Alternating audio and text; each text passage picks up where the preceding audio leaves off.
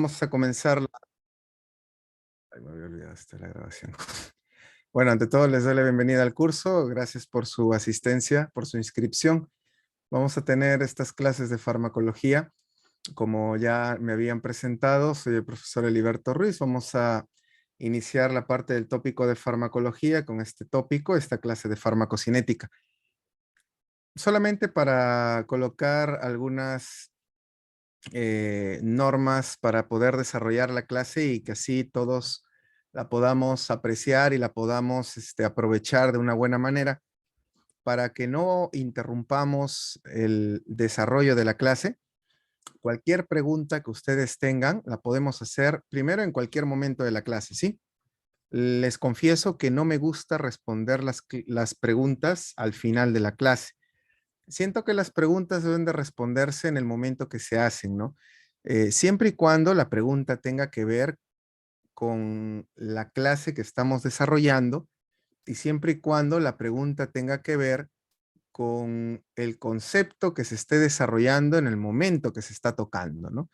O sea, si estamos haciendo o estamos hablando de un punto y si en ese momento surge una pregunta sobre ese punto, genial, se responde la pregunta, no hay ningún problema. Pero si por ahí veo que estamos haciendo una pregunta, de repente sobre un punto o una temática que se va a tratar más adelante en la clase, la pregunta la dejamos un ratito en pausa y la contestamos más adelante, ¿sí? Pero eso no quiere decir que no hagamos la pregunta, o sea, la pregunta se hace.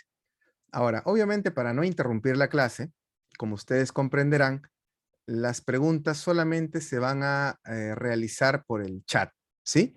No vamos a realizar preguntas activando micro. ¿Me entienden por qué, cierto? Activar el micro demandaría invertir mayor cantidad de tiempo, ¿sí? Lo cual, eso hay que tratar de aprovechar, ¿sí? Entonces, dicho esto, vamos a comenzar la clase tratando este primer módulo, que es el módulo de farmacocinética. Ahora, hablar de farmacocinética es muy importante, no solamente porque les va a venir en el examen. Personalmente, no me gusta hacer una clase solamente buscando que ustedes saquen una buena nota en el examen. Obviamente ese es uno de los objetivos, ¿no? Que se saquen una buena nota en un examen. Pero ¿por qué no buscar algo más? O sea, ¿por qué no, aparte de que obviamente se saquen una buena nota en su examen, ¿por qué no buscar algo más también, ¿no? Por ejemplo, en estas clases, recordar lo que ustedes han estado aprendiendo en el pregrado, de repente aprender algo adicional a lo que ustedes habían aprendido en el pregrado y aplicarlo también en la parte clínica cuando ustedes atiendan a sus pacientes. Porque eso sí, hay que borrar de nuestra cabeza que aprender farmacología es una mera memoria de dosificaciones, lo cual no es cierto. Si ustedes, por ejemplo, revisan los últimos exámenes, en los últimos exámenes no se han preguntado el 100% dosificaciones, porque en realidad las dosificaciones, primero, que se encuentran en un librito que se llama Vademecum. No es necesario inscribirse o matricularse en un curso de fármaco o llevar clases de fármaco para aprender solo dosificaciones. Agarro un Vademecum, busco los medicamentos, me aprendo las dosis y se acabó la cosa, ¿no? En realidad, aprender fármaco está más allá de solamente memorizar dosis. Aprender farmacología, más que memorizar dosis, es integrar conocimientos para escoger la mejor terapia que le corresponde a un paciente. Algo que tenemos que introducir en nuestras mentes, doctores, es que no existe el medicamento ideal, que es una creencia que a veces nos meten en la cabeza, ¿no? Cuando a veces estamos dando una charla y nos dicen, doctor, ¿y en hipertensos cuál es el mejor analgésico? ¿Cuál es el analgésico ideal? ¿Cuál es el antibiótico ideal? No existe. Depende del caso que nos está llegando. No hay un analgésico o un antibiótico que sea el único que se puede usar en un determinado paciente. No hay. Siempre nos puede llegar un paciente especial, un paciente diferente, y en base a ese paciente se pueda cambiar la medicación que nosotros tengamos previsto dar, ¿sí? A ver, me dan unos segundos para poder configurar algunas cosas. No sé quién está como anfitrión. ¿Me puede dar un ratito el anfitrionaje? Un momentito, por favor. Quiero configurar algunas cosas. ¿Sí? Un momento, ¿me puede dar el anfitrión? Señorita Hernández.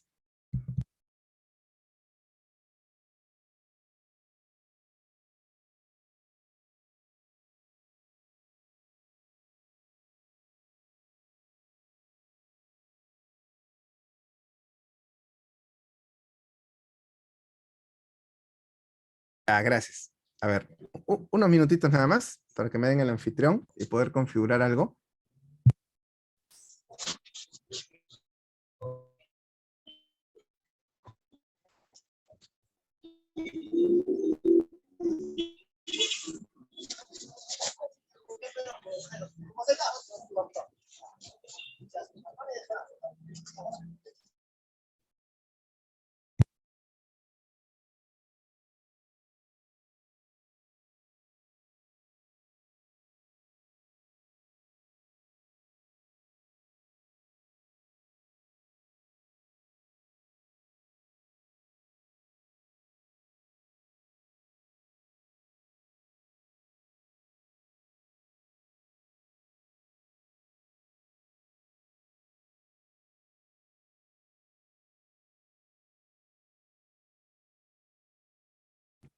Ya, listo, ya está.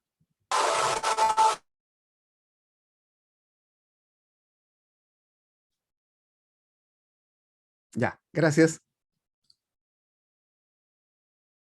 Listo. Muy bien. Ahora sí, vamos a continuar. Muy bien. Entonces, como estaba mencionando, no hay un medicamento que sea el ideal. ¿Me están escuchando, cierto? Ahí por el chat, si me pueden confirmar.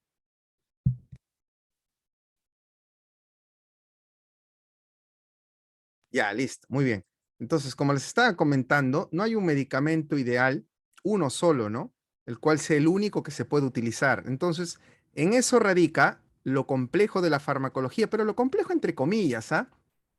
Porque precisamente para eso están las clases de fármaco, ¿no?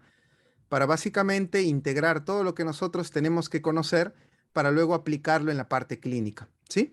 Entonces, esa ansiedad que a veces uno tiene, doctor, ¿cuál es la dosis? Doctor, dígame la dosis. Eso en realidad lo podemos buscar en un vademecum, así que no hay prisa por aprender eso, ¿sí? Así que más ansiedad nos debe generar. Y doctor, por ejemplo, ¿qué características tiene el ketorolaco? ¿Qué características tiene el naproxeno? ¿Por qué no lo puedo aplicar en un hipertenso?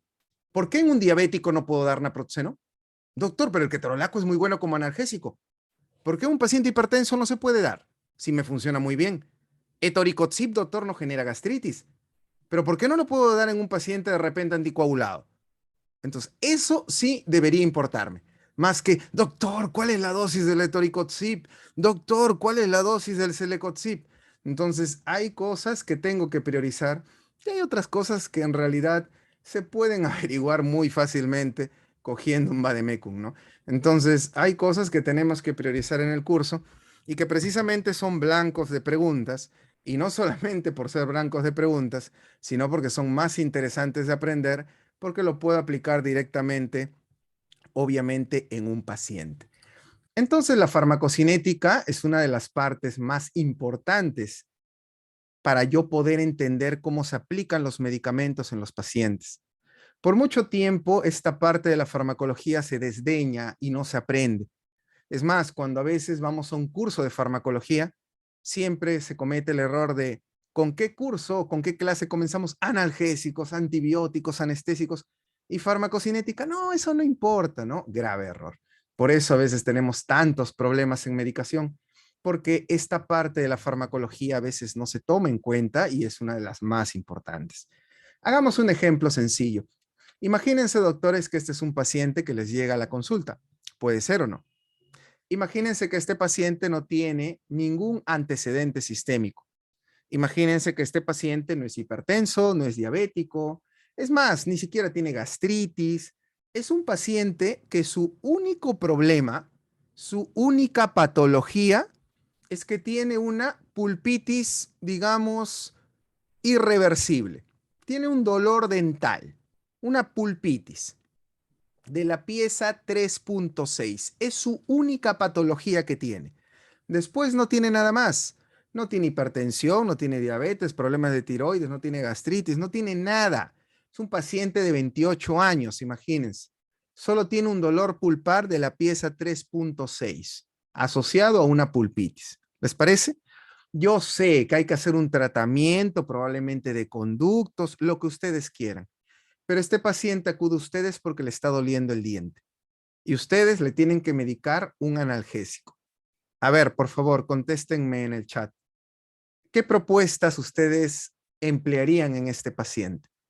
A ver, propuestas, se vale equivocar, se vale acertar, ¿no? Estamos recién comenzando el curso. Propuestas, ¿qué propuestas damos para el tratamiento del dolor en este paciente? A ver, opciones.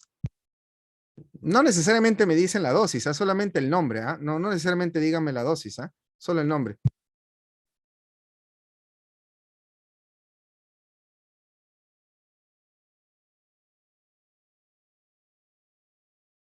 ¿Ya? A ver, vamos a ver, vamos a ver. A ver. Uy, la lista se fue más abajo. Wow. Está bien, están atentos, eso me gusta. Paracetamol, meloxicam, ibuprofeno, naproxeno, diclofenaco, ibuprofeno, naproxeno, paracetamol, ibuprofeno, paracetamol con diclofenaco, naproxeno, ketorolaco. Paracetamol, naproxeno, diclofenaco, paracetamol, ketorolaco, naproxeno, paracetamol, ibuprofeno. ¿Ya? Muy bien. Ketorolaco. Muy bien. Genial. En realidad yo podría comentarles a cada uno de ustedes, ¿ah? En realidad me han hecho propuestas muy, muy buenas. Genial. ¿Alguna propuesta más?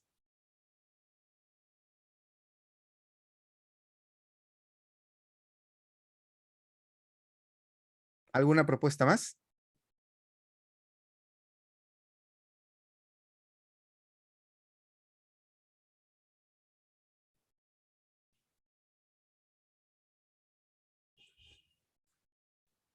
Sí, sí, sí, claro, claro. O sea, en realidad si nos ponemos ahorita a analizar lo que se debería pedir, historia clínica, antecedentes de alergia, tomar un examen, radiografía.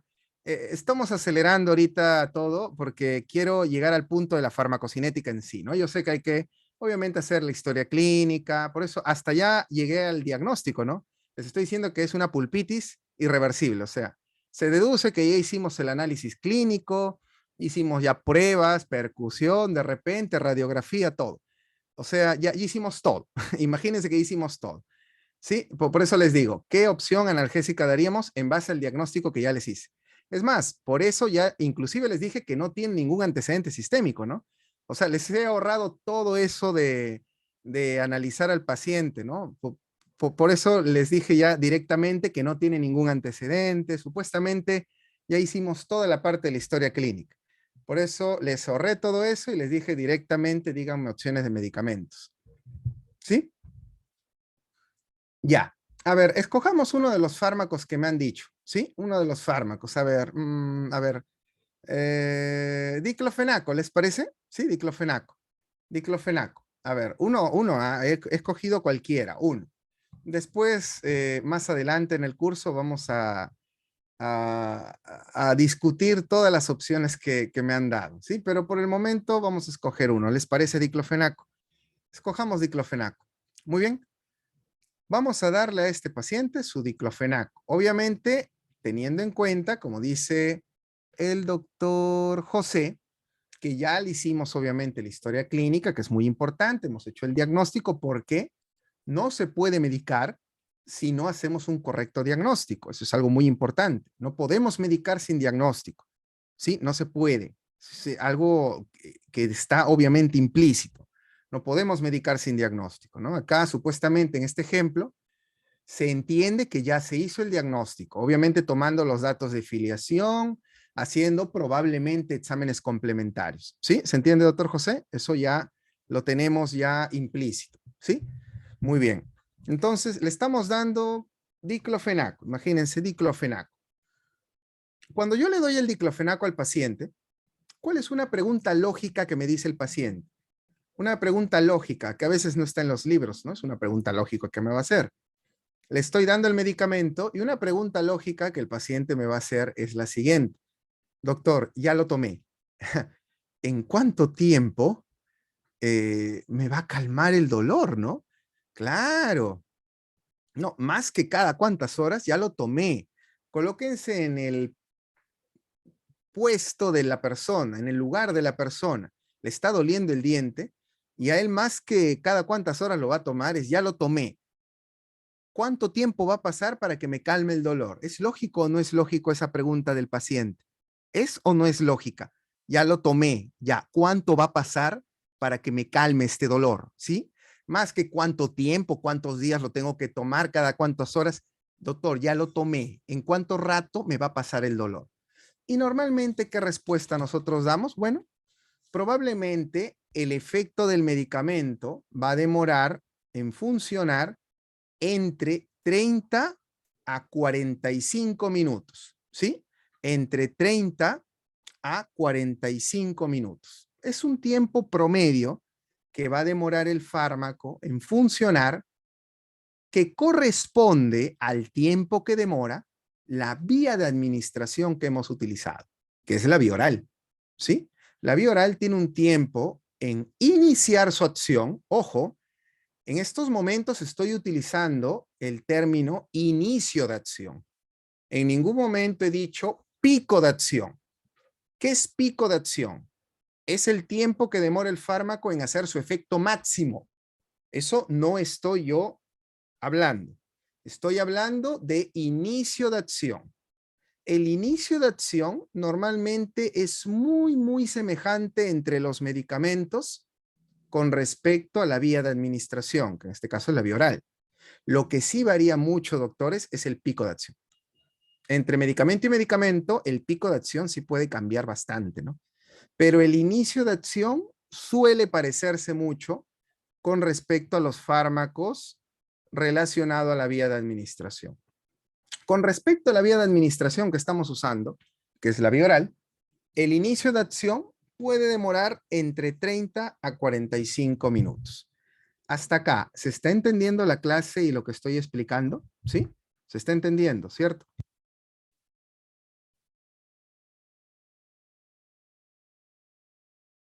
Listo. Ahora, yo les hago la siguiente pregunta. ¿Qué pasó en esos 30 a 45 minutos? Vamos a ver. Yo le di al paciente el medicamento. El medicamento pasó por su boca, se fue por el esófago, se fue al estómago. Del estómago, que es un lugar muy crítico, recuerden que el estómago es un lugar muy peligroso, ¿no? El estómago es un sitio que es muy ácido. La acidez del estómago, si tú eres una persona muy genial, buen humor, te ríes de todo, tu acidez puede ser de 3. Si eres muy renegón, te gusta renegar de todo, tu acidez puede ser de 2. Pero así seas de 3 o de 2, sigue siendo un ambiente muy ácido. Entonces, el estómago es un lugar muy crítico, es un lugar muy peligroso para los medicamentos. El medicamento llega al estómago, del estómago va hacia la primera porción del intestino delgado. ¿Cómo se llama la primera porción del intestino delgado? Se llama duodeno, ¿sí? Duodeno. Es muy importante el duodeno porque el duodeno es un sitio especializado para que el medicamento haga un proceso que nosotros vamos a llamar como absorción, ¿sí? Absorción. ¿Y qué es la absorción, doctores? La absorción, disculpen, estoy acá rato moviendo esta flechita, pero no sé si se ve. ¿Se ve la flechita? ¿Sí? ¿Esta flechita se ve? Ah, ya, genial. Pues estoy que muevo la flechita y no sé si, si al final ven la flechita. Muy bien. Entonces, la absorción es el proceso por el cual el medicamento va desde el duodeno hacia la sangre. Es un proceso muy importante en el cual el medicamento que estaba primero en el tracto gastrointestinal viaja hacia la sangre, ¿sí? Viaja hacia la sangre. Y en este momento que el medicamento se absorbió, yo puedo asegurar que el fármaco ya no está en el tubo digestivo. El fármaco está en la sangre. Si yo digo que el fármaco se absorbió, yo estoy afirmando que el medicamento está en la sangre. ¿Se entiende? Está en la sangre. Muy bien. Ahora yo les hago una pregunta. Cuando el medicamento se absorbe, o sea, cuando el medicamento está en la sangre, ¿el medicamento ya está ejerciendo su efecto? ¿Ya está funcionando? ¿El diclofenaco, en este caso, ya está haciendo su efecto analgésico? ¿Qué opinan?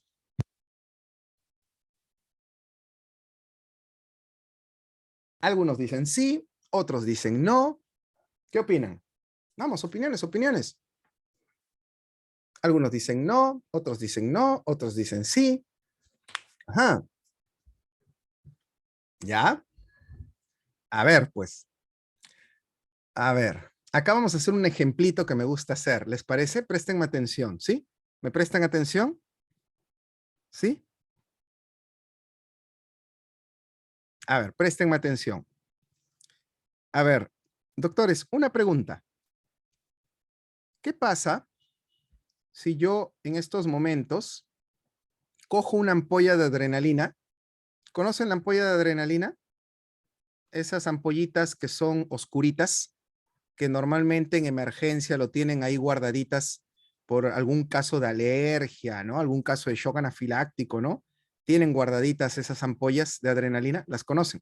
Ya. ¿Qué pasaría, doctores, si en estos momentos yo cojo una ampolla de adrenalina, de esa ampollita con una jeringa, yo extraigo un poco y coloco unas gotitas en mi piel? ¿Qué pasaría? ¿Le pasa algo a mi piel? ¿Le pasa algo a mis células epiteliales? No, no pasa nada. Miren, ¿ah? No, ya no pasa nada. Pero ¿qué pasaría? ¿Qué pasaría si yo cojo la misma adrenalina, ¿sí? Y coloco gotitas, gotitas, ¿ah? No le inyecto, ¿ah? Gotitas, ¿ah? Gotitas. Imagínense que yo hago un corte imaginario en mi pecho, mi tórax, mi corazón lo expongo, mi corazón está latiendo, lutup, lutup, lutup, está latiendo el corazón, y yo coloco, no lo inyecto, lo coloco, gotitas a mi corazón. Gotas, por goteo. Lo mismo que hice en mis células de mi piel, mis células epiteliales, ahora lo hago en mis miocardiocitos, por goteo, no lo inyecto, por goteo. ¿Qué le pasa a mis miocardiocitos? ¿No les pasa nada? ¿Qué les pasa a mis miocardiocitos? Si les coloco la adrenalina por goteo, no lo inyecto, pero lo coloco por goteo. ¿Qué le pasa a mi corazón? ¿No le pasa nada? Mi corazón va a empezar a hacer una taquicardia, a pesar que no lo he inyectado, pero lo estoy colocando directamente por goteo. Ahora la pregunta es, ¿y por qué el corazón sí se excitó? Mis miocardiocitos, que son células, se excitaron, y mis células de la piel no se excitaron. Ah, caramba, si las dos son células. ¿Por qué? Porque, ¿cuál es el secreto? Porque, no, acá no tiene nada que ver la sangre. Yo no he dicho, en ningún momento he dicho sangre. ¿He dicho sangre en algún momento? Yo no he dicho sangre en ningún momento. Yo he dicho, coloco gotas en la piel y gotas directo al corazón. En ningún momento he mencionado la palabra sangre. En ningún momento. Y en ningún momento he dicho vasos. Yo he dicho en el corazón. En ningún momento he dicho vasos. Yo he dicho, agarro el corazón y le doy por goteo, agarro la piel, le doy por goteo. En ningún momento he dicho vasos, en ningún momento he dicho sangre. ¿Qué pasó? ¿Por qué? ¿Cuál es el secreto? ¿Saben cuál es el secreto? Que las células de mi piel no tienen receptores para la adrenalina. En cambio, mis miocardiocitos sí tienen receptores para la adrenalina. Por eso, cuando yo coloco gotas de adrenalina en mis miocardiocitos sí responden a la adrenalina, porque la adrenalina tiene receptores. En cambio, mis células de la piel no lo tienen. ¿Me entienden a lo que me refiero? Para que un medicamento funcione, doctores, ¿qué tiene que pasar? ¿El medicamento tiene que estar pululando, viajando por ahí, por todo nuestro cuerpo? No. El medicamento, para que funcione en un tejido, ¿qué es lo que tiene que pasar? El tejido tiene que tener receptores para ese medicamento. Si el tejido no tiene receptores para el fármaco, el tejido no va a responder al fármaco. ¿Se entiende o no? Entonces, cuando el medicamento se absorbe, que hemos dicho hace un ratito como secreto, cuando yo digo se absorbió, ¿qué significa? Que el medicamento se encuentra en la sangre. Pero para que el fármaco funcione, ¿qué es lo que tiene que pasar? El fármaco, una vez que está en la sangre, tiene que dirigirse ¿hacia dónde? Hacia los tejidos que tengan los receptores para ese fármaco. No sé si se entiende.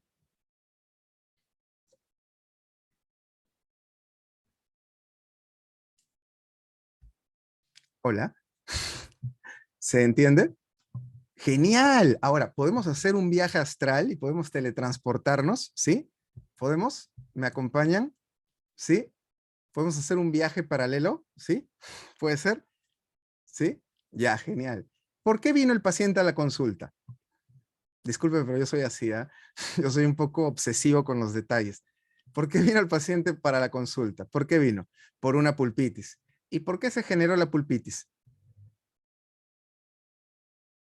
¿Por qué se generó la pulpitis? Porque una bendita caries estuvo ahí o no. O sea, hubo bacterias que generaron una lesión cariosa y la lesión cariosa dañó esmalte, dañó dentina y probablemente ya dañó pulpa, ¿cierto o no? Y cuando se dañan los tejidos, por ejemplo, se daña la dentina y se daña la pulpa, ¿qué es lo que sucede cuando un tejido se daña? Por sus clases de patología, cuando un tejido se daña, se expresan algunas enzimas. ¿Se acuerdan o no? Genéticamente, cuando un tejido se daña, algunas enzimas se expresan en respuesta a daño de los tejidos. Por ejemplo, ¿qué enzima se expresa cuando ya está bien? Pero para que se liberen leucotrienos, tiene que haber una enzima que forme leucotrienos. O sea, antes que se formen leucotrienos, primero se tiene que expresar esa enzima. ¿Se entiende? Antes que se formen prostaglandinas, primero se tiene que expresar la enzima que forma las prostaglandinas. ¿Me entienden o no? O sea, cuando un tejido se daña, primero se tienen que expresar las enzimas en respuesta al daño al tejido. Primero díganme, ¿se entiende esa parte o no? Un tejido se daña y en respuesta al daño, primero se expresan algunas enzimas producto del daño, ¿sí? Por ejemplo, una de las enzimas más importantes que se expresan producto del daño es la ciclooxigenasa 2, ¿sí? La COX-2. ¿Hasta ahí estamos bien? Claro, como no, lo repito. De nuevo, cuando un tejido se daña, repito, cuando un tejido se daña, producto del daño al tejido, se empiezan a expresar o se empiezan a formar algunas enzimas que al inicio no estaban. ¿Se entiende o no? ¿Sí? Dígame, ¿se entiende o no? O sea, al inicio, cuando el tejido está sano, por ejemplo, hay Kotsuno. Eso lo vamos a aprender en AINES, ¿ya? Me estoy adelantando un poco, pero es bueno que lo vayan aprendiendo. Cuando el tejido está sano, por ejemplo, hay Kotsuno. Pero cuando un tejido se daña, se empiezan a formar enzimas que antes no estaban, que se forman justo en respuesta al daño. Por ejemplo, cuando un tejido se daña, en este caso, ¿qué se está dañando? En la pulpitis, o sea, producto del daño por la caries, por las bacterias. ¿Qué se está dañando? La dentina y ¿qué más se está dañando? La pulpa. ¿Hasta ahí estamos claros? Ya. Producto de ese daño, ¿qué enzima está empezando a formarse? ¿Qué enzima está empezando a expresarse? La COX-2. Muy bien. Ya, miren qué genial. Miren, estamos haciendo un match ahorita. Estamos ahorita conectando historias. Precisamente por el otro universo paralelo, por el otro multiverso, el diclofenaco había llegado a la sangre o no. ¿Se acuerdan o no? El diclofenaco había llegado a la sangre o no. ¿Sí? Ya. Y en el otro multiverso, ¿qué había pasado? En el otro portal, ¿qué había pasado? ¿La COX-2 estaba formando o no? ¿Se acuerdan o no? Ya. ¿Cuál es el receptor para el diclofenaco? El diclofenaco, ¿cuál es su receptor? El diclofenaco se puede unir a la COX-1, pero el diclofenaco tiene muchísima más afinidad por la COX-2. Entonces, cuando la sangre mueva el diclofenaco y la sangre lo lleve hacia esa pulpa que está rica en COX-2, muy rápido, pero si estamos haciendo multiversos, ¿qué? ¿Estoy hablando muy rápido? ¿Sí? Pero pensé que estaba explicándolo despacio. A ver, de nuevo entonces, a ver, ¿dónde nos quedamos? No sé, ustedes díganme, ¿dónde nos quedamos?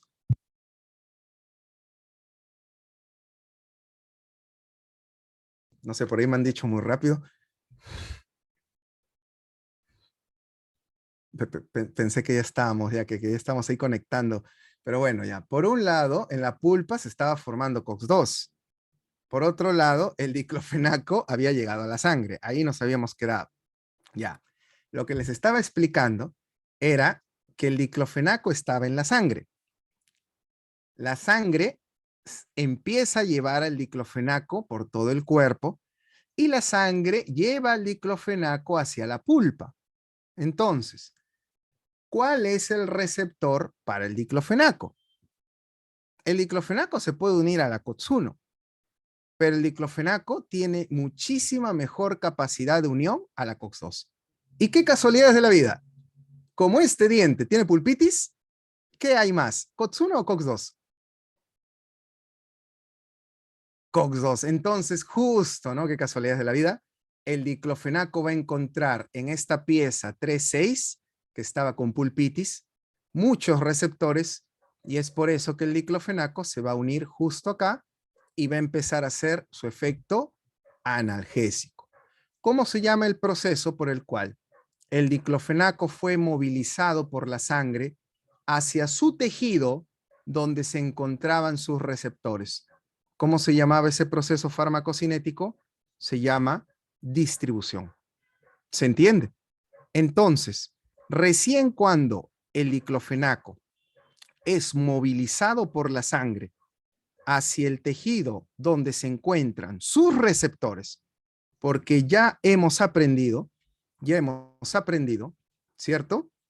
Que para que un tejido o para que un medicamento funcione, tiene que ser llevado hacia el tejido que tienen sus receptores, ¿cierto? Entonces, creo que eso sí se entendió, ¿no? ¿Sí?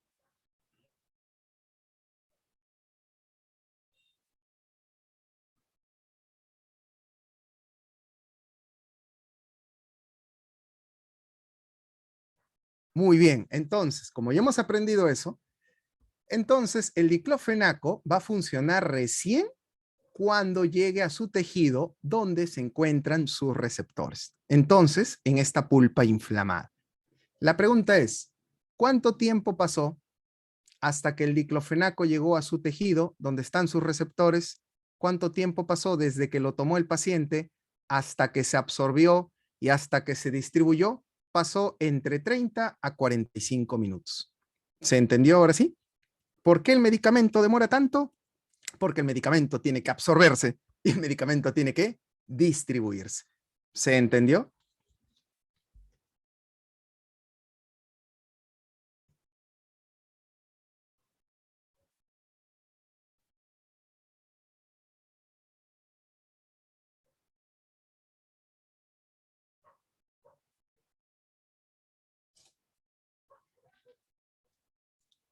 Perfecto. Bueno, eh, es importante conocerlo así a detalle porque así nunca se les olvida, créanme.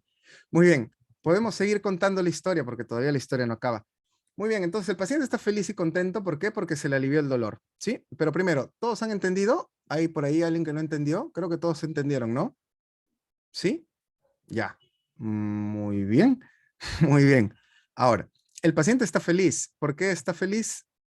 ¿Sí? Todos entendieron, ¿no? ¿O alguien no entendió? Así rapidísimo me dice. ¿Sí? Ya, genial. Ah, ya, genial. Muy bien. El paciente está feliz porque ya se le alivió el dolor. Pero ahora yo les hago una pregunta. ¿El diclofenaco se va a quedar para toda la vida unido acá a la pulpa? ¿Unido a los receptores COX-2 de la pulpa? Obviamente no. El diclofenaco tiene que eliminarse del cuerpo. ¿Qué pasaría si el paciente no elimina el diclofenaco? Yo puedo decir con total seguridad que el paciente se está intoxicando. ¿Sí? Con total seguridad. ¿Ah? Si un paciente no elimina medicamentos, con total seguridad yo digo el paciente se está intoxicando.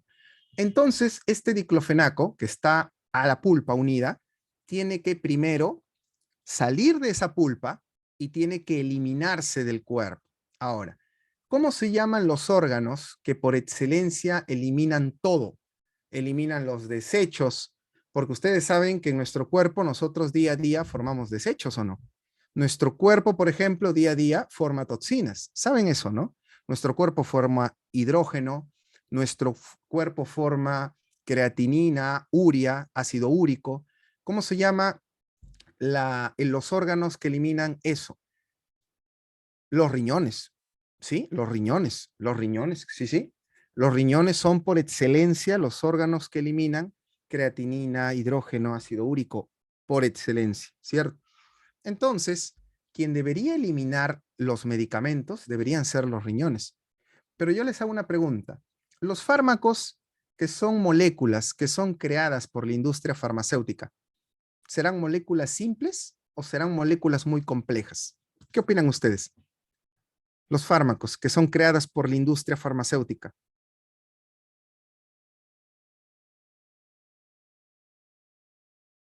¿serán moléculas simples o serán moléculas complejas? Obviamente son moléculas muy complejas.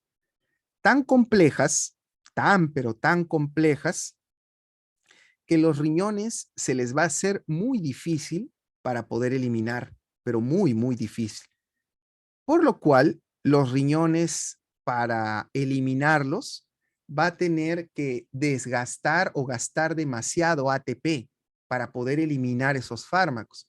Y eso para el cuerpo no es conveniente. Entonces, ¿qué es lo que hace el cuerpo para tratar de ayudar a los riñones? El hígado hace un pacto de caballeros con el riñón y le dice, mira riñón, yo te voy a ayudar. ¿Qué es lo que vamos a hacer? El riñón le dice al hígado, ¿cómo me vas a ayudar? Y el hígado le dice, te voy a ayudar de la siguiente manera. Antes de que tú elimines a los medicamentos, que son moléculas muy complejas, los medicamentos primero van a pasar por mí.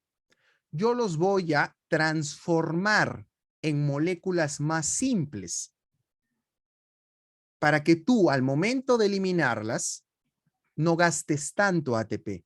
¿Se entiende? Eso es un pacto de caballeros entre el hígado y el riñón. Y en ese proceso en el cual el hígado transforma las moléculas complejas, que son los fármacos, en moléculas más simples, a ese proceso se le llama biotransformación. O también es llamado metabolismo. ¿Se entiende? Por eso se conoce ese proceso como metabolismo o biotransformación. ¿Qué es el metabolismo? ¿Qué es la biotransformación? Es la conversión bioquímica de las moléculas complejas en moléculas más fáciles de eliminar por el riñón. ¿Se entiende? Y hay algunas moléculas que inclusive ya son más complejas que el mismo hígado las elimina, ya no pasan por el riñón. ¿Se entiende? Entonces, el hígado participa muy activamente en estos procesos. ¿Se entiende qué es el metabolismo, doctores? El metabolismo entonces es el proceso por el cual el hígado transforma básicamente de manera bioquímica unas moléculas muy complejas en moléculas más simples para que el riñón pueda hacer su proceso de excreción de manera más fácil. Y así llegamos al último proceso de la farmacocinética llamado eliminación o excreción, que lo hacen principalmente los riñones. Y listo, se fueron los medicamentos, se eliminó el diclofenaco. Esto fue la historia, la vida, pasión y muerte del diclofenaco. Así ingresó a nuestro cuerpo y así se eliminó. ¿Se entendió?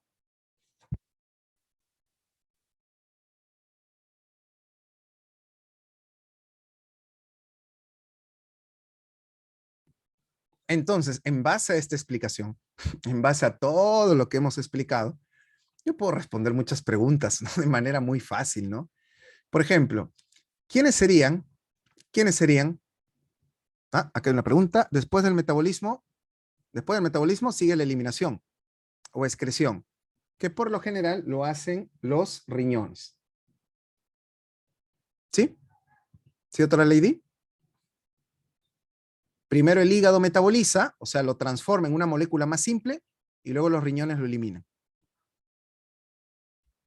¿Cuál es el tiempo de acción del fármaco? Uf, no se sabe.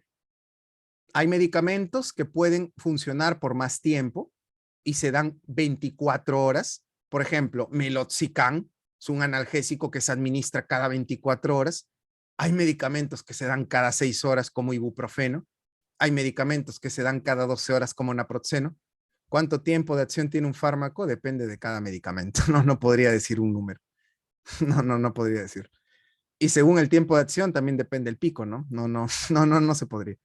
Lo de 30 a 45 minutos es el inicio de acción Y eso depende de la absorción de la vía de administración. Eso es muy diferente, ¿no? Muy diferente. ¿Sí? ¿Qué otro órgano realiza excreción? Pero eso lo vamos a ver más adelante. Acá no hemos terminado la clase de farmacocinética. Esto es solamente la antesala, este es un resumen. Todavía vamos a ver la farmacocinética, cada uno de los procesos un poco más a detalle.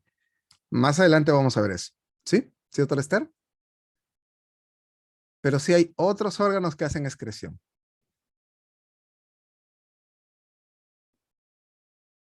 ¿Sí?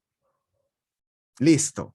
Ahora, les iba a hacer una pregunta. A ver, en base a todo esto que hemos explicado, a ver, acá hay una pregunta antes de hacer la pregunta que yo les iba a hacer. A ver, el inicio del pico se da cuando se une a receptores. No, no, no, no. A ver, creo que estamos confundiendo las cosas. Inicio de acción, ¿qué es? Es cuando el medicamento comienza a funcionar. Y para que comience a funcionar, se tiene que unir a receptores o no. Si no, no comenzaría a funcionar. ¿Cierto o no? ¿Me entiende, doctor José? Si yo digo que el medicamento está iniciando su acción, es porque ya se unió a receptores. ¿Cierto o no? Ya. ¿Y pico de acción qué es? Es cuando el medicamento alcanza su máximo efecto. O sea, cuando nosotros decimos que el medicamento alcanzó su pico, significa que el medicamento se unió prácticamente a la mayor cantidad de receptores del tejido. A eso se refiere. ¿Sí? Que eso sí es difícil calcular. Eso sí es difícil. El inicio no es tan difícil, pero el pico sí es complicado. Eso sí es complicado de calcular. Cambia mucho entre medicamento y medicamento. La definición de distribución, lo vamos a ver más adelante. Vamos a hablar de cada uno de ellos, pero ustedes ya deberían hacer una definición, ¿no? Ustedes solitos deberían hacer una definición de distribución, ¿no?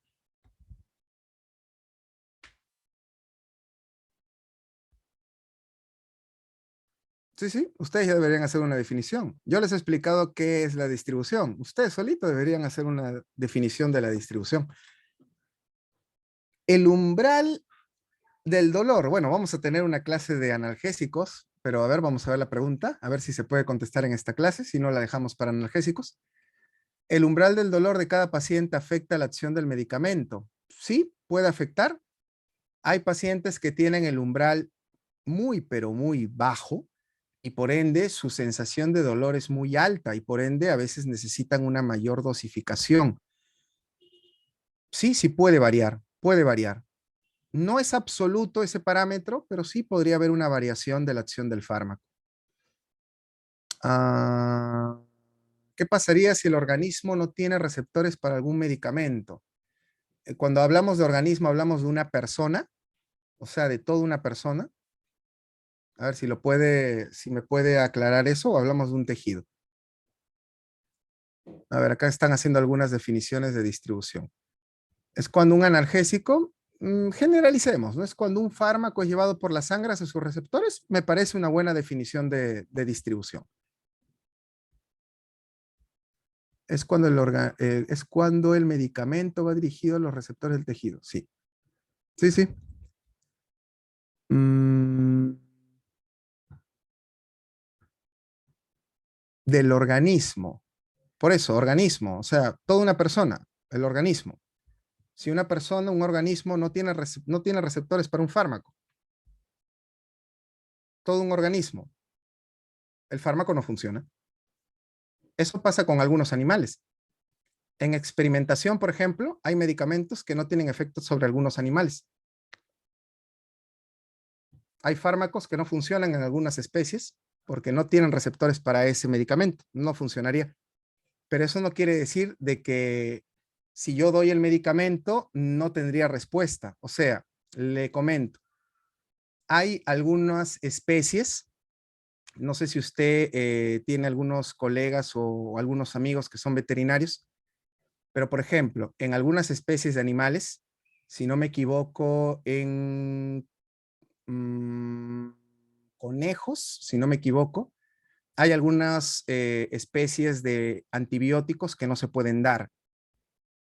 Si no recuerdo bien, creo que algunas especies de penicilinas no se pueden dar en conejos, en algunas especies de conejos, porque algunas especies de conejos no tienen receptores para algunas especies de penicilinas. Pero, ¿qué pasaría si yo le doy, por ejemplo, ese medicamento al conejo? No quiere decir de que no pasa nada, ¿no? O sea, que yo le puedo dar al conejo y no pasa nada. ¿Por qué? Porque yo le estoy dando un xenobiótico, le estoy dando un medicamento a esa especie. Está bien, le doy el medicamento. No tiene receptores. Genial, no tiene receptores. No va a ser un efecto. Pero una pregunta, ¿ese medicamento se va a biotransformar y se va a eliminar o no? O sea, que no haga efecto biológico, o sea, que no se una a un receptor de su tejido, esa es una cosa, pero que el hígado y el riñón no lo metabolicen, no lo eliminen, esa es otra cosa, ¿no? Entonces yo le estoy dando un medicamento que no está haciendo un efecto, pero que su hígado y el riñón de la especie o del organismo tiene que metabolizarlo y tiene que eliminarlo. Entonces podría generar toxicidad igual en el organismo, en el animalito, ¿no? Entonces, hay que tener mucho cuidado, ¿no? Porque que no tenga receptores para el fármaco, de que normal le puedo dar y no va a pasar nada, ¿no? Igual va a pasar por procesos farmacocinéticos. No hay que confundir la farmacodinamia con la farmacocinética, ¿no? Que no tenga receptores quiere decir que no va a tener farmacodinamia, o sea, no va a ser su mecanismo, no va a ser el efecto analgésico, antibiótico, pero ¿va a ser farmacocinética? Sí. ¿Se va a absorber? Sí. ¿Se va a metabolizar? Sí. ¿Se va a eliminar? Sí. Sí, va a ser farmacocinética. Farmacodinamia de repente, ¿no? Pero farmacocinética sí. Entonces hay que tener mucho cuidado, ¿no? Porque podríamos generar toxicidad. Hay que tener cuidado en eso. Si a eso se refería la pregunta, bueno, podría responder de esa manera, ¿no? A ver, vamos a ver qué otra pregunta hay por acá. Ah, también tendremos en cuenta a los fármacos tiempo dependientes sobre el organismo. Doctor, también tendremos en cuenta los fármacos de tiempo dependientes sobre el organismo. Tiempo dependientes. A ver, si puede un poquito afinar la pregunta, doctora, para poder responderle mejor. Y si nos puede dar el ejemplo para afinar mejor la respuesta y a qué se refiere con la pregunta. O sea, si es una pregunta o es un comentario, ¿no? A ver, si hay por acá otra pregunta.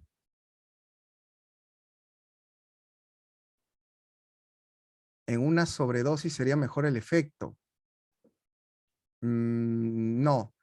Lo que pasa es que acá hay que aclarar algo, ¿sí? O sea, yo puedo dar una sobredosis de un fármaco, pero hay que tener en cuenta algo. O sea, a ver, imagínense que yo voy a dar naproxeno, ¿sí? Naproxeno. ¿Cuánto es la dosis de naproxeno? 550 miligramos cada 12 horas en un adulto, cada 12 horas, cada 12 horas. No se olviden el cada 12 horas, ¿sí? 550 miligramos cada 12 horas. Genial. Con 550 miligramos cada 12 horas, yo logro un buen efecto analgésico y un buen efecto antiinflamatorio. ¿Qué pasa si yo doy 550 miligramos cada 6 horas? ¿Voy a tener un mejor efecto analgésico y un mejor efecto antiinflamatorio que 550 cada 12?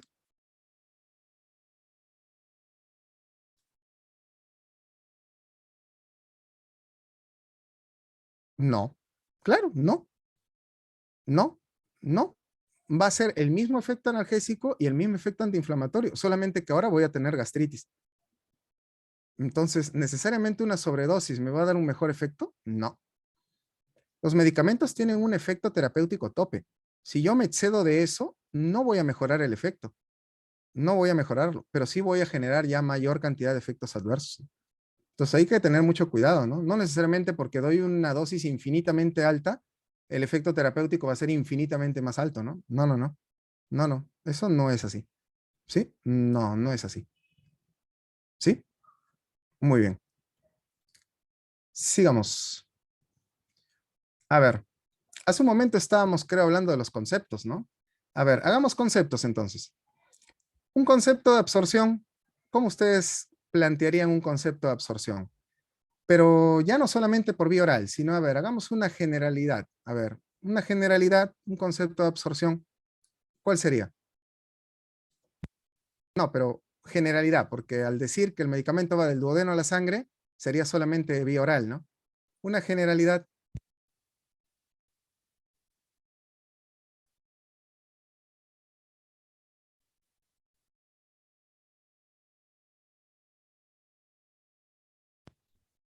Ya, ya, está mejor. A ver, acá me están haciendo una pregunta de alergia a los AINES. Esa pregunta sí la vamos a dejar para la clase de AINES, ¿sí? Porque tenemos una clase de AINES y esa sí es muy específica para esa clase, ¿sí? Ahorita estamos viendo farmacocinética y creo que hoy día también nos toca la clase de AINES, así que hoy día mismo la vamos a responder, pero en su momento, ¿sí, doctor Luis Enrique? Cuando nos toque AINES, porque hoy día creo que después de farmacocinética justo viene AINES, ¿sí? Ahí lo vamos a ver. Me la vuelve a hacer, pero cuando veamos la parte de AINES, ¿le parece?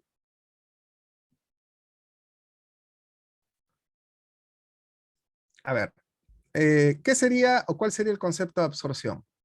Desde la vía de administración hacia el torrente sanguíneo, me parece bien. Cuando el medicamento llega a la sangre, me parece bien. Duodeno sería solo de vía oral, ¿no? Cuando el medicamento ingresa a la sangre. Entonces, me parece bien. Me parece que es un buen concepto de absorción el que ustedes están planteando, ¿no? Es la transferencia del medicamento desde su sitio de administración, o sea, desde donde yo lo estoy colocando, desde donde yo lo estoy colocando, no importa desde donde yo lo coloque, ¿no? Si es, por ejemplo, por vía oral, entonces lo estoy colocando ¿de dónde? Desde el tubo o desde el tracto gastrointestinal, ¿sí? Hacia la sangre. Si lo coloco en el músculo, por una vía intramuscular, ¿cómo sería? Desde el músculo ¿hacia dónde? Hacia la sangre. Si lo coloco, por ejemplo, por vía subcutánea, ¿cómo sería? Sería desde el tejido celular subcutáneo ¿hacia dónde? Hacia la sangre, ¿cierto? Entonces, el concepto es, yo creo, adecuado, ¿sí? Es adecuado al que ustedes están mencionando. Es la transferencia del fármaco desde su sitio de administración hacia el torrente sanguíneo.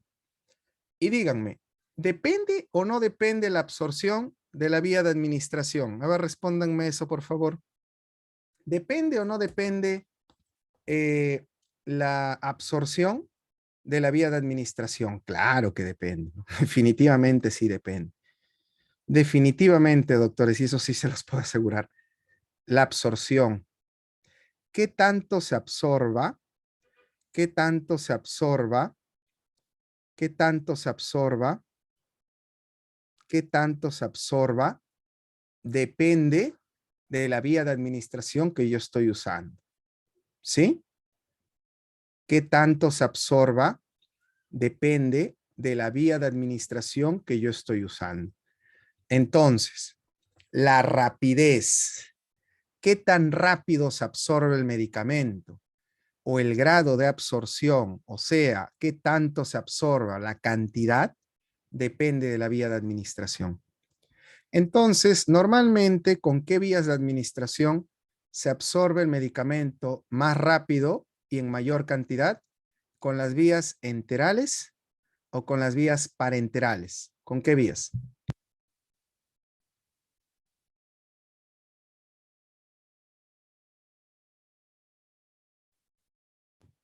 Con las vías parenterales, ¿no? O sea, con las inyectables, ¿no?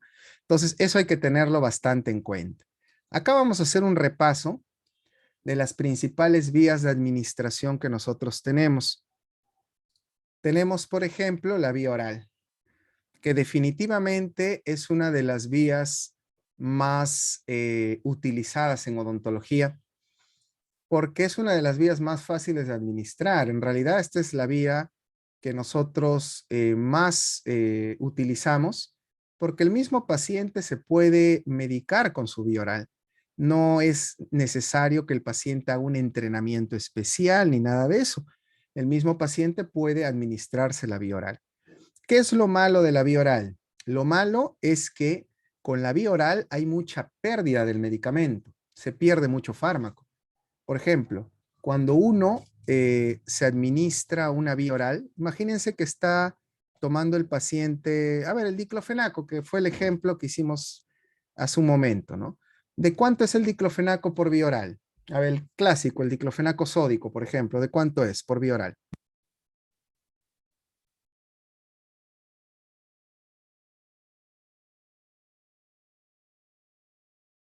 Hay de 25 y hay de 50, ¿sí? Hay de 25 y hay de 50. El sódico, ¿no? El sódico. El potásico viene de 100 normalmente. El sódico es de 25 y de 50. Imagínense que es el de 50. Imagínense que el paciente está tomando el de 50 miligramos. ¿Ustedes creen que 50 miligramos absorbe? ¿Que 50 miligramos llega a la sangre? Imposible, ¿no? Imposible, imposible. Con la vía oral se pierde mucho fármaco. ¿En cuál es el primer lugar donde se pierde? Por ejemplo, a veces el medicamento, uno de los lugares más críticos donde se pierde el medicamento es en el mismo estómago. En el mismo estómago. En el estómago, por la acidez que hay, por esa acidez de 2, esa acidez de 3, ahí se inactiva un poco de medicamento. Luego en el mismo duodeno, cuando se da, por ejemplo, la absorción, no todo se absorbe. Se absorbe una cantidad y lo demás continúa por el tracto digestivo, se va por el intestino grueso y se elimina por las heces. Entonces, lo malo de la vía oral es que no se absorbe todo el fármaco, se pierde medicamento, ¿sí? Y luego hay algo que seguramente ustedes han leído. Cuando el medicamento se absorbe en el duodeno, no se va directamente a la sangre. ¿Eh? Del duodeno, antes de irse a la sangre, pasa por un peaje. Ustedes saben, ¿no? Que el medicamento, cuando se absorbe por el duodeno, antes de irse a la sangre, primero pasa un ratito ¿por dónde? Por el hígado. Lo que en los libros lo llaman como el fenómeno del primer paso hepático. ¿Han escuchado de eso, no? O sea, cuando se da la absorción oral, cuando el medicamento se absorbe por el duodeno, antes de irse a la sangre, el medicamento pasa un momentito por el hígado y el hígado inactiva un poco de medicamento. ¿Sí? A eso se le conoce como el famoso fenómeno de primer paso hepático, ¿no? Y ahí, por ejemplo, se pierde también un poco de fármaco, ¿no? ¿Las vías inyectables tienen ese fenómeno de primer paso hepático? ¿Qué opinan? ¿Las vías inyectables pasan por ese fenómeno de primer paso hepático? No pasan, ¿no? No pasan. En cambio, las vías enterales, como la vía oral, por ejemplo, sí pasan, ¿no? Entonces, eso es el problema de la vía oral, que se pierde mucho medicamento. Se demora también en funcionar, ¿no? Se demora en funcionar. 30, 45 minutos en funcionar, ¿no? Esos son los problemas de la vía oral. La otra vía de administración es la vía sublingual. La vía sublingual, la vía sublingual es una vía muy buena. Es una de las vías más eficaces que hay. El medicamento se absorbe rapidísimo. ¿Por dónde se absorbe el medicamento cuando yo administro el fármaco por vía sublingual? ¿Por dónde se absorbe? ¿Por dónde se absorbe? Se absorbe en el piso de boca, ¿cierto? En el piso de boca. Y el piso de boca está bien vascularizado, ¿no? Ustedes sabían que el piso de boca es un lugar muy vascularizado, por eso la absorción es rapidísima. La absorción es muy rápida, ¿no? El piso de boca está bien vascularizado, la absorción es súper rápida. Lo malo de la vía sublingual, lo malo de la vía sublingual, ¿cuál es? ¿Qué es lo malo de la vía sublingual? Que no hay muchos medicamentos para esta vía. Hay algo que nosotros tenemos que aprender. Para yo colocar un medicamento o para yo poder administrar un medicamento por vía sublingual, tengo que utilizar o tengo que aplicar tabletas o comprimidos sublinguales, ¿sí? Repito, para yo utilizar la vía sublingual, tengo que yo aplicar o tengo que utilizar tabletas o comprimidos sublinguales, ¿sí? Hay una costumbre que se hace muy a menudo, ¿no? Que es coger cualquier tableta oral, triturarla y colocarlo debajo de la lengua y decir, ya, se está absorbiendo por vía sublingual. Eso, doctores, a veces no funciona, ¿no? Eso a veces no funciona. Y muchas veces se confunden las cosas porque uno dice, pero doctor, yo lo he hecho, ¿no? Y a veces yo levanto la lengua y ya no hay nada. Claro, porque la boca se llena de saliva y la saliva, ustedes saben, que arrastra las partículas hacia el esófago. Y a veces tú te estás deglutiendo el medicamento, pero no se está absorbiendo por vía sublingual. Hay que tener cuidado. Hay que pensar un momento en que nuestros amigos, los químicos farmacéuticos, se dedican a fabricar, a gestionar la fabricación de tabletas y comprimidos sublinguales. Por algo debe ser, ¿no? Si cualquier tableta yo la puedo triturar y colocarla debajo de la lengua, entonces ¿para qué existen las tabletas y los comprimidos sublinguales? No, no tendría sentido su existencia. Si cualquier tableta oral yo la puedo triturar y colocar debajo de la lengua. ¿Se entiende? En todo caso, también inclusive podría hacer eso con los antibióticos. Podría coger una tableta de amoxicilina, la trituro, la coloco debajo de la lengua y así la amoxicilina hace un efecto más rápido. Pero no es así, ¿no? Ese principio no se cumple, ¿no? Entonces hay que tener mucho cuidado. Precisamente un problema que tiene la vía sublingual es que no hay tabletas y no hay comprimidos sublinguales para todos los medicamentos que existen, ¿no? Solamente hay para algunos. Por ejemplo, en cardiología hay varios, ¿no? Hay medicamentos para el tratamiento de la presión, de la hipertensión, hay antihipertensivos como nifedipino sublingual, captopril sublingual, hay medicamentos para el tratamiento de la angina de pecho, como el dinitrato de isosorbide, el mononitrato de isosorbide. Hay medicamentos para el manejo del infarto agudo del miocardio, como la nitroglicerina sublingual. Hay fármacos sublinguales, ¿sí?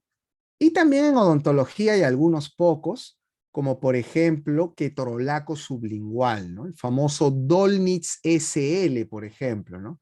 Que es ketorolaco sublingual, ¿sí? Hay algunos ansiolíticos también, son pocos los medicamentos, no hay mucho. La vía sublingual tiene también algunos otros problemas que pueden generar irritación del piso de boca, ¿no? Por eso también no hay muchos fármacos que se fabriquen para esta vía, porque puede irritar muy fácilmente el piso de boca, ¿no? Esa es una desventaja de esta vía, pero en realidad es una vía muy buena. Funciona en tiempos bastante pequeños, ¿no? En los primeros 5 a 10 minutos yo ya tengo un efecto inicial. Tiempos realmente muy cortos, ¿no? En los primeros 5 a 10 minutos ya tenemos un primer efecto por esta vía sublingual. ¿Sí? ¿Se entiende, doctores? ¿Se entiende?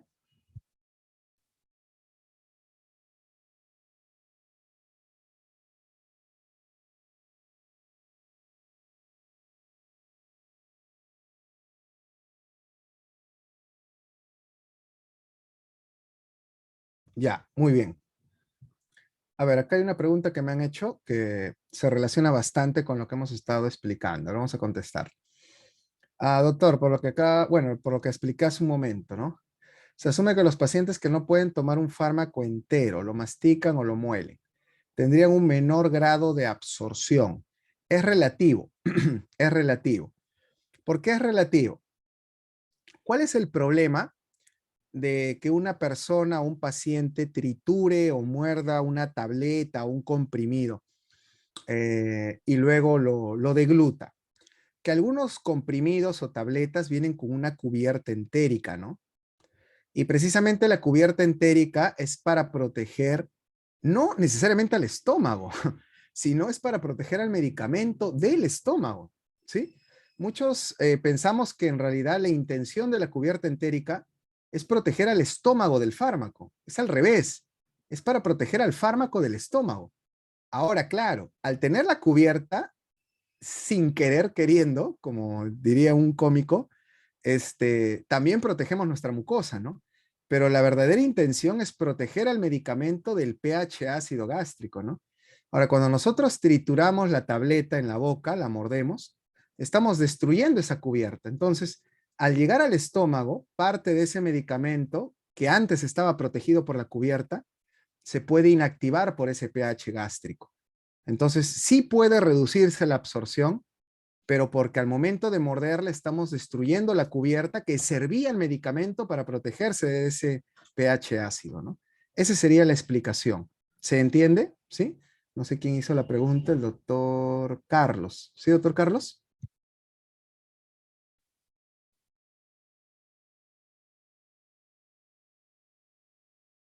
Sí, ya. Ese sería el motivo, ¿no? Ese sería el motivo.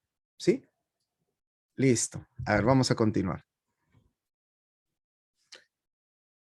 Ah, a ver, acá hay otra pregunta. ¿La vía sublingual pasa por fenómeno de primer paso? No, no. Teóricamente no pasa por fenómeno de primer paso porque tiene también teóricamente una biodisponibilidad del 100%. Se absorbe prácticamente el 100% por esta vía sublingual. Claro, es una absorción teórica del 100%, ¿no? Teóricamente tampoco pasaría por fenómeno de primer paso la vía sublingual. ¿Sí? ¿Sí, doctor Cristian?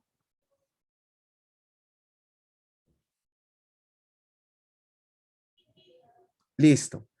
¿Cuál es la otra vía que les he colocado ahí en la foto? Una vía en la cual se coloca la aguja en 45 grados, se hace un pliegue antes de administrar con la agujita.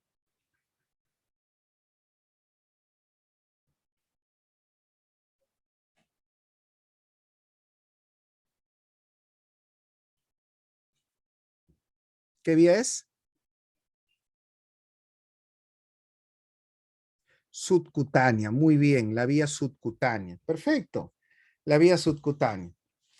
Entonces, con respecto a la vía subcutánea, la aplicación, por ejemplo, se hace de esa manera, ¿no? Se coloca la agujita en 45 grados, ¿sí? 45 grados. Se hace un pliegue, puede ser a la altura, por ejemplo, normalmente cuando se administran medicamentos como la insulina, que es uno de los fármacos que más se administran, o también en pacientes anticoagulados, que se coloca la enoxaparina, se administra la vía subcutánea ah, alrededor del ombligo, en lo que se conoce como el panículo adiposo periumbilical, así se llama, ¿sí? Y precisamente en esa zona, porque ahí es donde tenemos mayor cantidad de tejido subcutáneo, ¿no? Pero también se puede colocar a la altura del brazo algunos medicamentos. Esta vía nosotros en odonto la utilizamos muy poco, ¿no? La podemos utilizar en ciertas situaciones de emergencia. Por ejemplo, en casos de shock anafiláctico, cuando, por ejemplo, requerimos la utilización de un medicamento llamado epinefrina o adrenalina, que es lo mismo, y se tiene que administrar en estos casos de alergia, porque el shock anafiláctico es una alergia de tipo 1, una reacción de hipersensibilidad de tipo 1, ahí se puede recurrir básicamente a la utilización de esta vía. No es una de las vías que nosotros más utilicemos, pero sí es importante tener en cuenta de que esta vía de administración la utilizan bastante los pacientes, ¿no? Los pacientes con enfermedad crónica, como diabéticos, anticoagulados, ¿no? Acá la absorción, ¿cómo se da? Se da del tejido subcutáneo hacia la sangre, ¿no? ¿Sí? Cabe resaltar que, a ver, dígame, ¿el tejido subcutáneo es un tejido muy vascularizado o poco vascularizado? ¿Cómo es el tejido subcutáneo?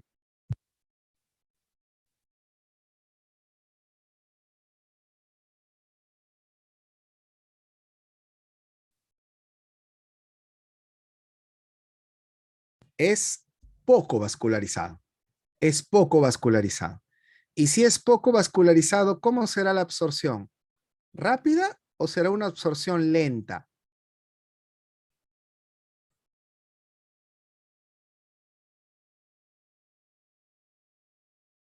Lenta, muy bien. Una absorción lenta. Perfecto. Una absorción lenta.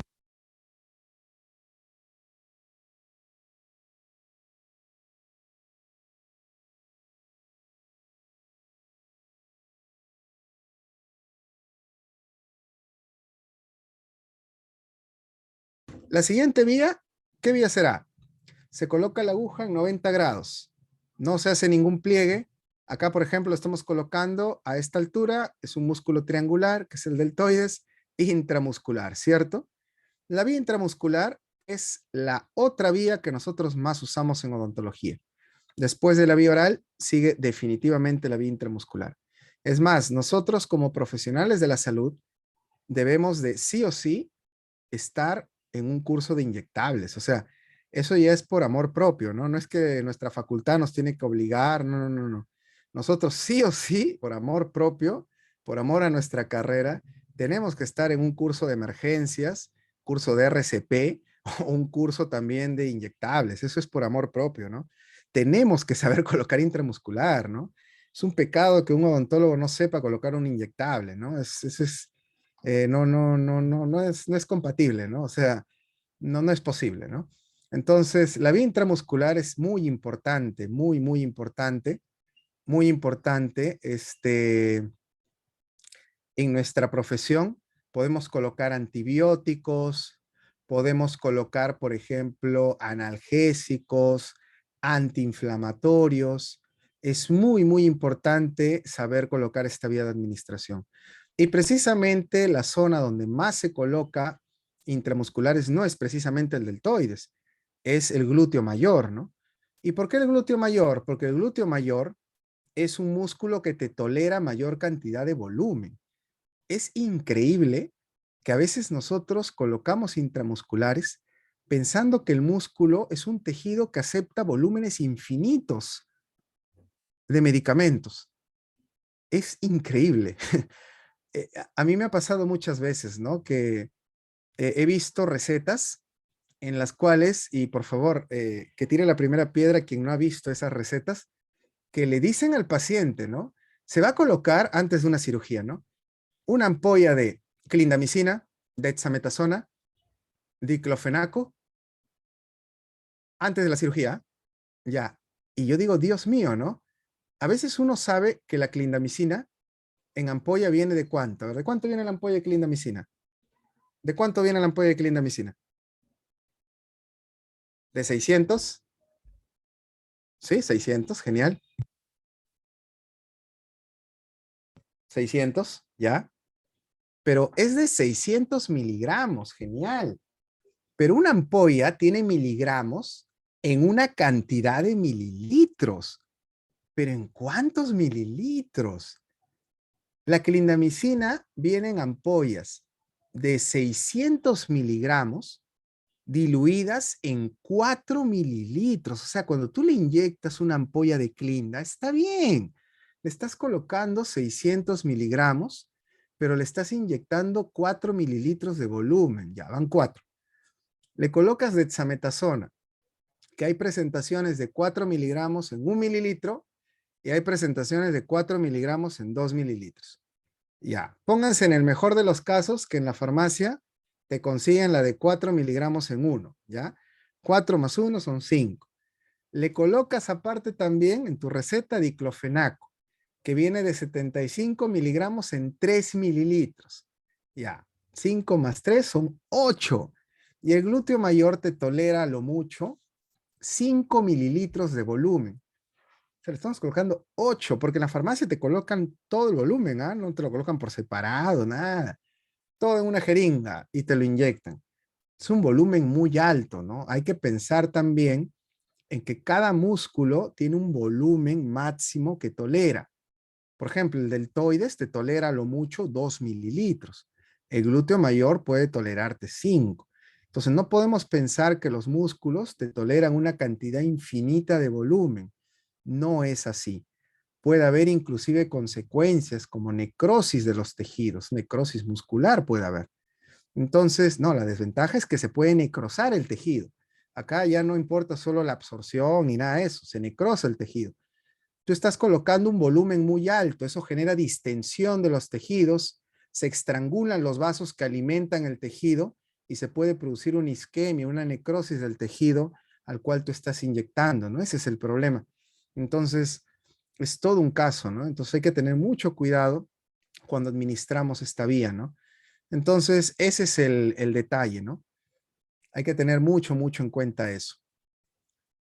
Ese es la vía intramuscular, por eso es muy importante tener en cuenta, tener entrenamiento, porque para obviamente colocar un intramuscular en el glúteo mayor, los que han colocado o los que se han entrenado saben de que no se coloca por inyectar, ¿no?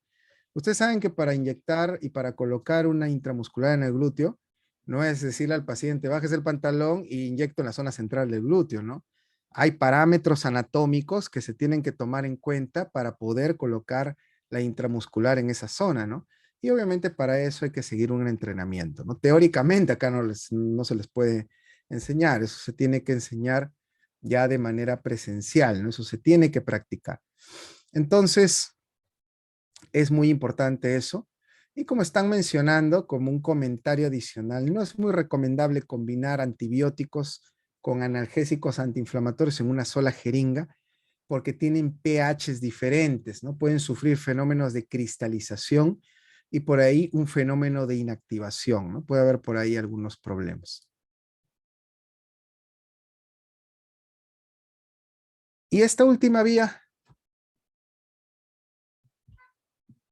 ¿qué vía es?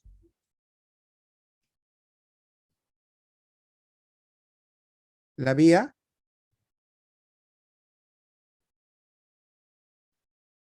endovenosa. Ahora, ¿qué características tiene la vía endovenosa?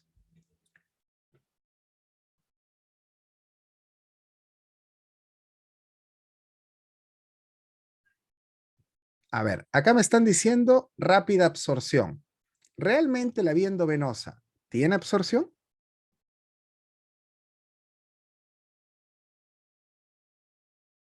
¿Qué opinan? ¿Realmente la vía endovenosa tiene absorción?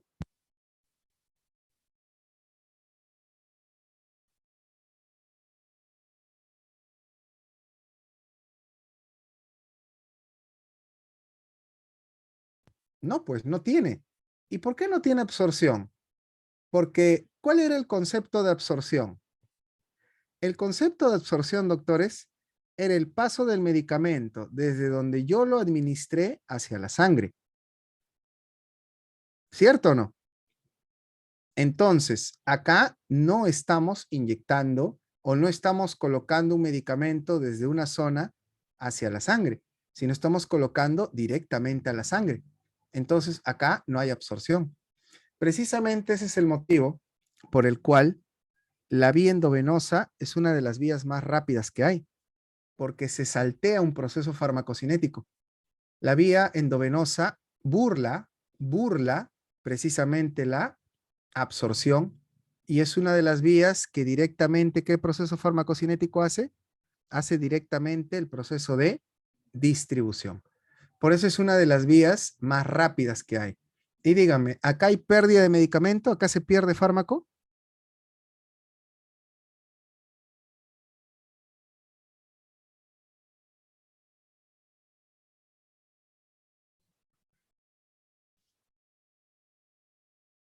No. Precisamente acá tampoco hay pérdida del medicamento. ¿Sí? No hay pérdida del medicamento. Entonces hay que tener eso en cuenta, ¿sí? La vía endovenosa no genera pérdida del medicamento. Acá no se pierde fármaco. Acá el medicamento no se pierde. Acá se aprovecha todo. Y cuando se aprovecha todo el medicamento y no se pierde, nosotros ¿qué comentario hacemos? Decimos que el medicamento tiene una biodisponibilidad completa, así decimos, tiene una biodisponibilidad completa, o sea, tiene una biodisponibilidad del 100%, ¿sí? Una biodisponibilidad del 100%, ¿sí? Eso es lo que nosotros decimos. La vía endovenosa solamente hace distribución directamente. Muy bien. Pero definitivamente la vía de administración que nosotros más utilizamos en odontología es la vía oral, ¿sí? La vía oral. Es la que más utilizamos, es la vía oral.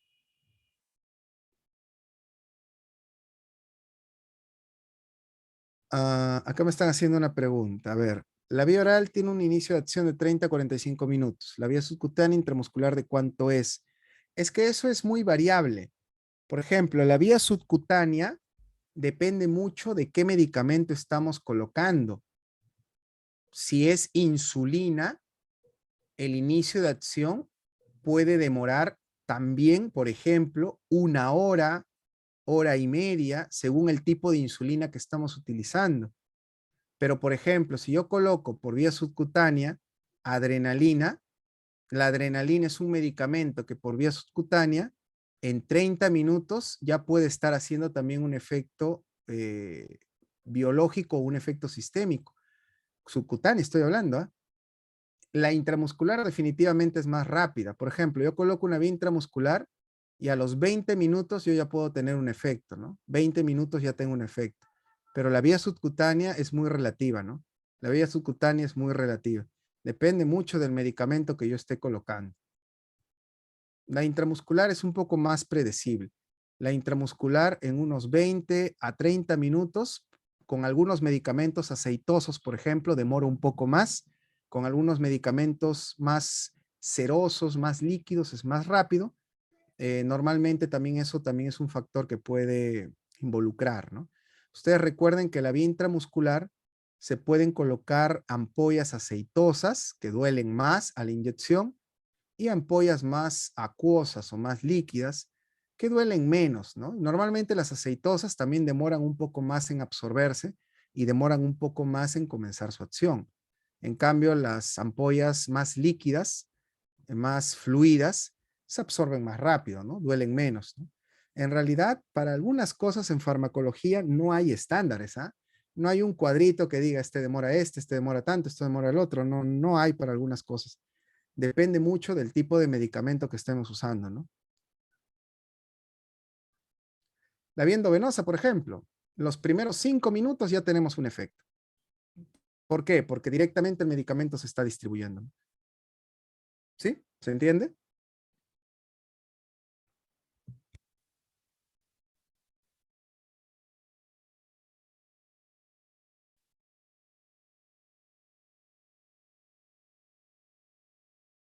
A ver, les estaba mencionando que la vía de administración definitivamente que nosotros más usamos es la vía oral.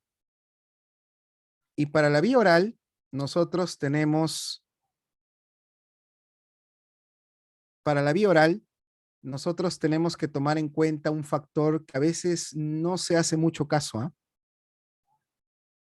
Que es, por ejemplo, los alimentos, ¿sí? Los alimentos es un punto clave, muy, muy clave que nosotros tenemos que tomar en cuenta. Ahora, algunos dicen que los fármacos se toman sin comidas. ¿Para qué? Para que, como lo tomas sin comidas, el medicamento llega mejor a la sangre, ¿no? Así todavía lo dicen, ¿no? Llega mejor a la sangre, ¿ya? O sea, se absorbe mejor. Otros dicen, no, tómalo con comidas para que no te haga daño al estómago, ¿cierto? Para que no te genere gastritis, ya. ¿Quién tiene razón? ¿Quién tiene razón? En realidad, no podemos colocar a todos los fármacos en una misma bolsa. No podemos colocar a todos los fármacos en un solo grupo. Es por eso que nosotros hemos dividido el comportamiento cinético de los fármacos en 3 grupos. Primer grupo, que no voy a dar ejemplos todavía, ¿no? Solamente quiero que se entienda qué significa cada uno de los grupos, ¿sí? Primer grupo, fármacos que disminuyen su absorción con alimentos. ¿A qué nos referimos con esto? Los medicamentos que estén acá, que vamos a decir más adelante cuáles son, estos medicamentos de aquí son medicamentos que si yo los doy con alimentos, su absorción va a disminuir. O sea, si yo doy estos fármacos con comidas, los alimentos van a estorbar la absorción. No van a permitir que el fármaco se absorba bien y por ende la absorción no va a ser la adecuada. Entonces yo les pregunto algo, doctores. Estos medicamentos de acá, estos fármacos que pertenecen a este grupito de aquí, ¿yo cómo lo voy a administrar? ¿Cómo voy a decirle al paciente que los consuma? ¿Con alimentos o sin alimentos? Sin alimentos, sin alimentos. Muy bien, sin alimentos. Y decir sin alimentos, ¿qué significa? Que por lo menos lo va a consumir 1 hora antes de las comidas. En realidad puede ser 1 hora antes o 2 horas después, cualquiera de las dos. 1 hora antes o 2 horas después. Realmente, si me preguntan a mí qué es lo más práctico, 1 hora antes. Pero quiero que quede claro que pueden ser cualquiera de las dos, ¿ah? 1 hora antes o 2 horas después, ¿sí? Entonces, cualquiera de las dos, sería una respuesta correcta. Pero lo que es más práctico definitivamente es 1 hora antes, ¿sí? Muy bien.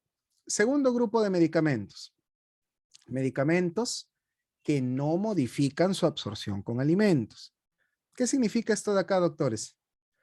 Los medicamentos que pertenezcan a este grupo son fármacos que si tú los das con comidas o los das sin comidas, no importa, se va a absorber igual.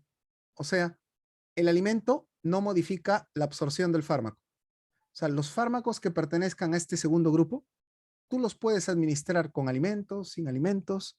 El porcentaje de absorción no va a cambiar. Va a seguir siendo el mismo. ¿Se entiende? O sea, los alimentos no alteran la absorción del fármaco. Entonces, estos fármacos de acá, así tú los des con comida, los des sin comidas, no interesa. La cantidad que se absorbe se va a mantener siendo la misma. ¿Se entiende, doctores? ¿Se entiende? ¿Sí?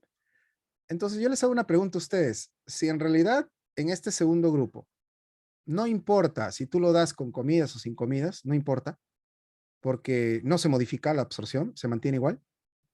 ¿Ustedes cómo lo darían?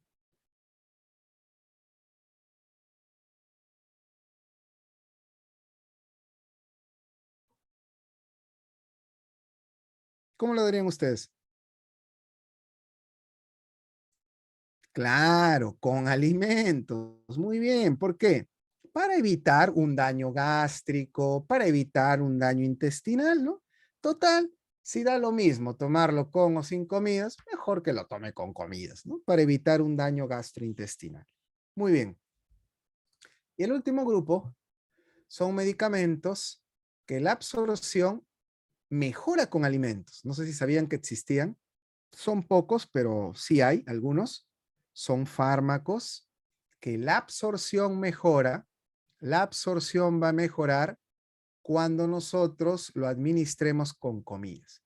Hay fármacos que cuando tú los das con alimentos, los alimentos van a mejorar el pasaje del fármaco hacia la sangre, ¿sí?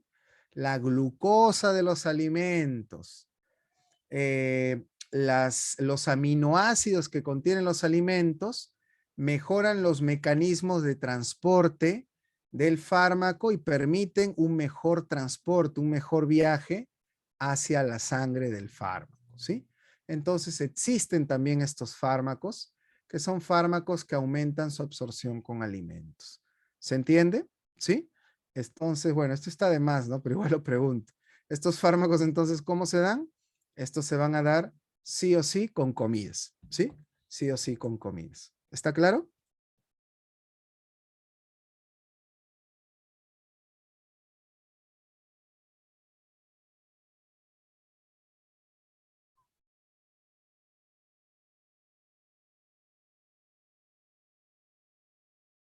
Muy bien.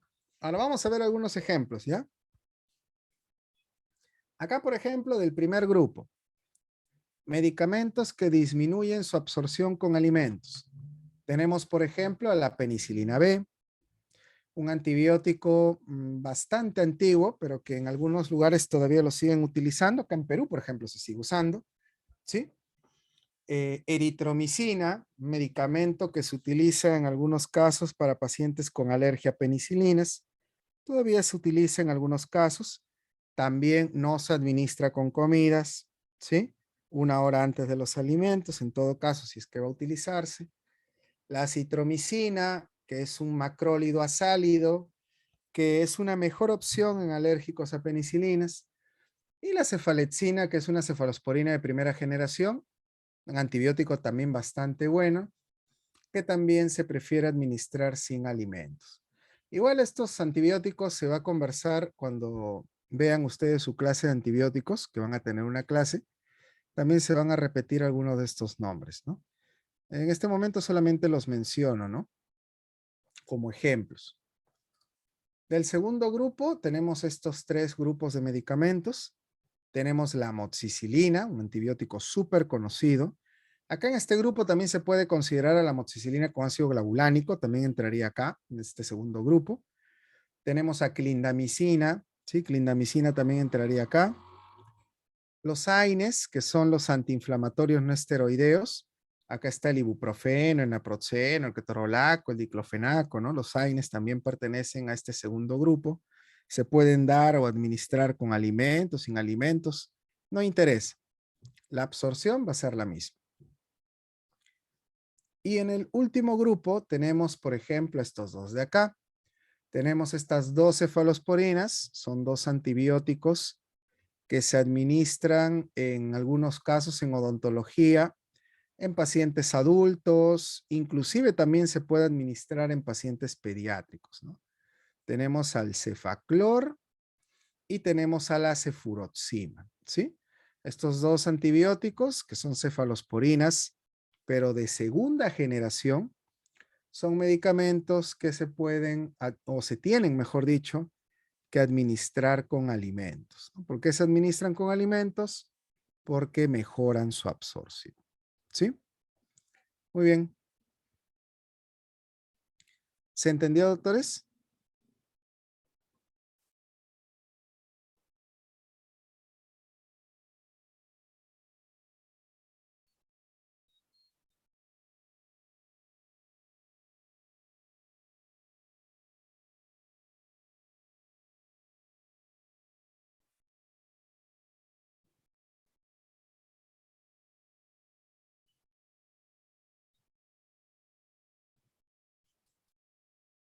Muy bien.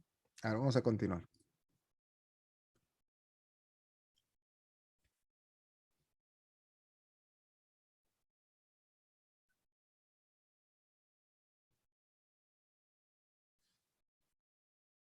A ver,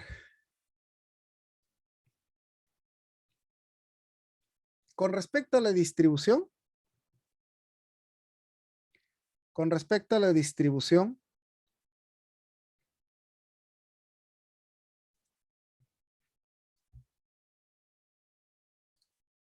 un concepto de distribución es el proceso por el cual el fármaco pasa del torrente sanguíneo hacia los tejidos. Del torrente sanguíneo hacia los tejidos, ¿sí? Y precisamente, este concepto de distribución, que ustedes ya me lo han dicho, ¿no? Ustedes ya me habían mencionado un concepto interesante de distribución. A nosotros nos conviene analizarlo con un gráfico, más adelante vamos a verlo, y gracias a esta distribución es que nosotros entendíamos cómo el medicamento viajaba de la sangre hacia los tejidos donde se encontraban los receptores, ¿se acuerdan? Y precisamente el fármaco viaja por la sangre, puede viajar por la sangre solito, nadando así solito el fármaco, puede viajar unido a proteínas plasmáticas, por cierto. ¿Se acuerdan cómo se llamaba la principal proteína plasmática que se encontraba en la sangre, que ayudaba al medicamento a viajar por la sangre? Albúmina, muy bien. Entonces, el fármaco puede viajar solito por la sangre o puede viajar unida a la albúmina, ¿no? Viajar por la albúmina, ¿cierto? Muy bien, viajar por la albúmina. Perfecto. Entonces, nosotros tenemos en este gráfico, para que se pueda entender mejor, si vemos aquí, por ejemplo, miren, acá tenemos un análisis bastante interesante, ¿no? Vamos a analizar este gráfico y luego vamos a dar un pequeño receso. Miremos este gráfico, por favor. El fármaco, cuando está en la sangre, puede irse a tres lugares diferentes, ¿no? Si hacemos un análisis así, puede irse a tres lugares diferentes.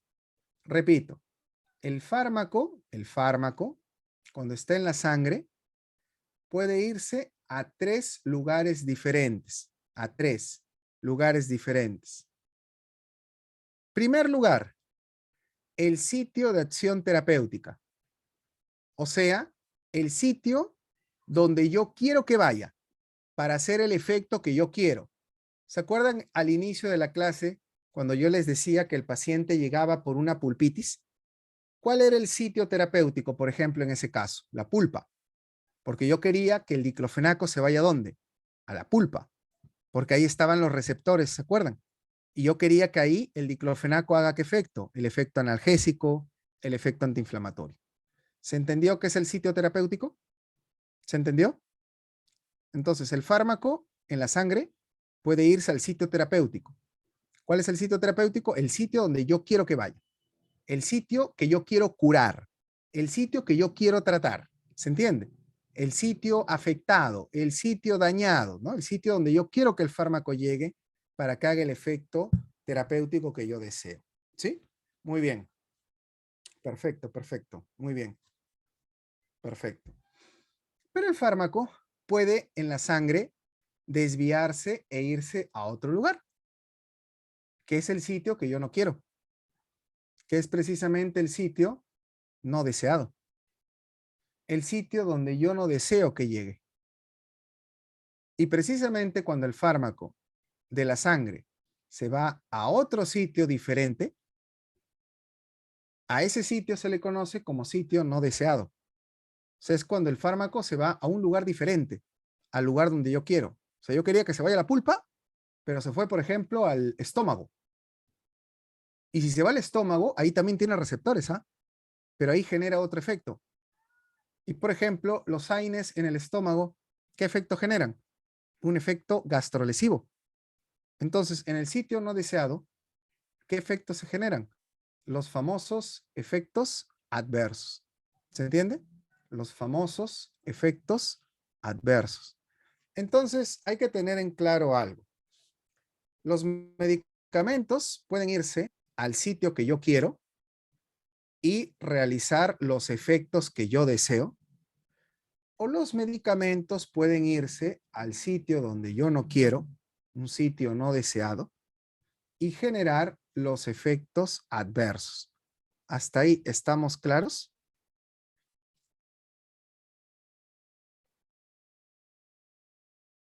Como un pequeño comentario, en base a esto que les estoy explicando, eh, díganme, de verdad, lamentablemente la sangre no es selectiva, ¿no? O sea, ¿a qué me refiero? Si la sangre de verdad pensara, o sea, por ejemplo, si la sangre viera el diclofenaco y dijera, oye, mira, ahí está el diclofenaco, ¿no? Segurito tiene una pulpitis, vamos a llevarlo a la pulpa, ¿no? Si la sangre pensara y la sangre solamente llevara el medicamento hacia el sitio terapéutico, no existirían efectos adversos, ¿no? Pero lamentablemente la sangre no es selectiva, ¿no? La sangre no lleva al medicamento solo al sitio terapéutico, sino lo lleva a todas partes, ¿no? Al sitio terapéutico y al sitio que yo no quiero, o sea, lo lleva a todo sitio, ¿no? Si la sangre fuera selectiva, si la sangre solo llevara el fármaco al sitio terapéutico, no existirían efectos adversos. Pero díganme, ¿habrá algún medicamento que no tenga efecto adverso? ¿Habrá algún fármaco que no tenga efecto adverso? No, pues no hay, porque la sangre siempre va a llevar el medicamento, la sangre, pero el placebo no es un medicamento. Por eso la pregunta es bien clara, ¿no? La pregunta es, ¿habrá algún medicamento? O sea, la pregunta es bien dirigida, ¿no? ¿Habrá algún medicamento que no tenga efecto adverso? No. Si la sangre llevara el medicamento solamente al sitio terapéutico, no existirían efectos adversos, pero lamentablemente no es así, ¿no? La sangre lleva el medicamento a todo sitio, ¿no? Al sitio terapéutico y también al sitio no deseado, ¿no? ¿Sí? Entonces, esa es una explicación por la cual siempre van a haber efectos adversos de los medicamentos. Ahora, algunos tienen más efectos adversos y otros tienen menos efectos adversos, ¿no? ¿Sí? Algunos tienen más efectos adversos y otros tienen menos efectos adversos, ¿no? ¿Sí? Eso también hay que enfatizar, ¿no? Algunos tienen más, otros tienen menos, pero todos tienen efectos adversos. Ya, y ahora tengo que hacer una pequeña diferencia, ¿no? Hay algunos medicamentos, y acá sí, esto sí no se aplica a todos, ¿ah? Esto sí no se aplica a todos, solo a algunos. Hay algunos medicamentos, esto no se aplica a todos, repito, no se aplica a todos. Hay algunos medicamentos, algunos, que aparte de estos dos lugares, sitio terapéutico y sitio no deseado, se van a un lugar de reservorio momentáneo, o sea, a un lugar en el cual se almacenan por un pequeño tiempo, ¿sí? Se almacenan por un pequeño tiempo. Pero esto solamente sucede con algunos, nada más. No todos los medicamentos tienen esta característica o esta cualidad. Solo algunos fármacos tienen cualidades de almacenarse en algunos tejidos de nuestro cuerpo. Y vamos a ver cuáles son así rápidamente. Uno de los tejidos más importantes que tiene nuestro cuerpo de almacenamiento es el tejido adiposo. Ahora, como ustedes comprenderán, no todos los medicamentos se almacenan en la grasa, solamente algunos. Uno de los más importantes son las famosas benzodiazepinas. ¿Conocen las benzodiazepinas, no? ¿Han escuchado de estos medicamentos?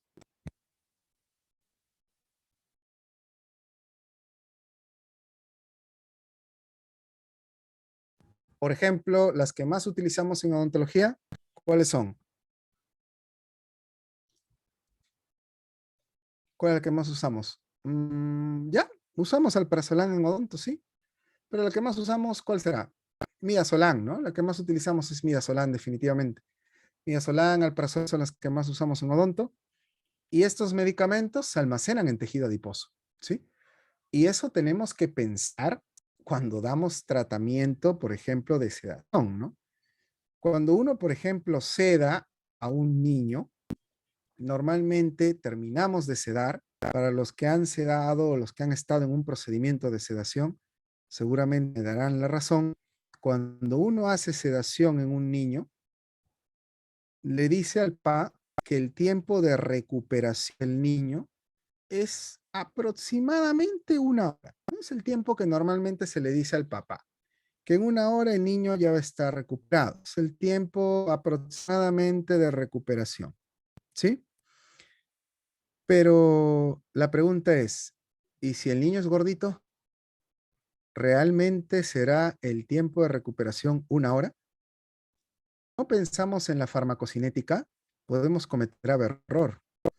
Si a un niño gordito lo sedamos y le decimos al papá que en una hora se va a recuperar, estamos cometiendo un grave error, porque precisamente como las benzodiazepinas se almacenan en tejido adiposo, las benzodiazepinas se van a almacenar en el tejido adiposo, se van a quedar más tiempo ahí y díganme, ¿se van a eliminar más rápidamente o su proceso de eliminación va a ser más lento?